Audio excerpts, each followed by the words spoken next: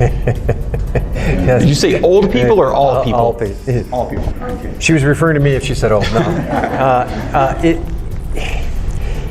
I'm going to give you kind of a generic answer to begin with, and we'll kind of talk through it. So, look, I'm a people pleaser by nature, and rejection, I think, even for people who are used to making cold calls, who are used to hearing no, is very difficult. And I have found, for me, was I had to remind myself that they were saying no to the service, not no to me. Right? It wasn't. Hopefully, it wasn't my personality. I've had, sometimes you just don't click with somebody, right? It just doesn't happen.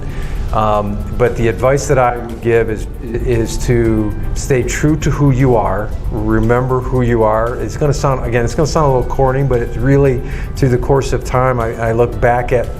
I spent a lot of time on the road, right? So I would do a lot of cold calling door to door early in my career. There was not.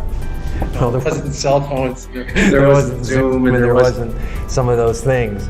And it's just if you have faith in your product, it's just to remain consistent and vigilant, and that they're saying no. They just to something that they don't know yet what they're truly missing. They're not saying no to me personally, and not to take it personal, which can be hard after you hear no, no, no, no.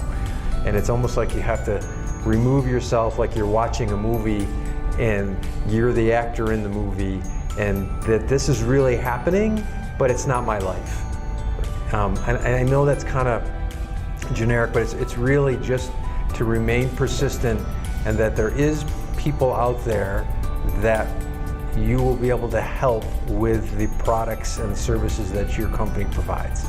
And just as a quick side note, both of us do some coaching with some other non-Hubtek customers, and I'm not just saying this because I'm here in front of you and in Medellín and at Hubtek. The Hubtek customers are pretty cool, right? The people I deal with, that we were talking about the people. It's really, and I said this to Joel. You got some really good, cool people. But to go back to your question, it's just remaining true to yourself. It's remaining persistent, and recognize that. There is somebody else out there that is going to say yes to you.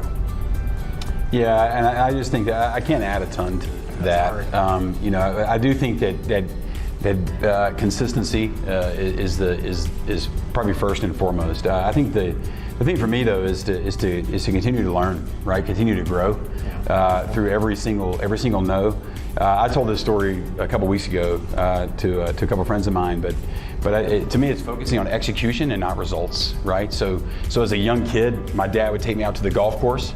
I love golf, right? That's not a huge thing here. I think there's a couple of courses around, but he would take me out to the golf course, and inevitably, if he puts me on the driving range, I'm going to hit some golf balls well, because I'm just going to hit 1,000 golf balls.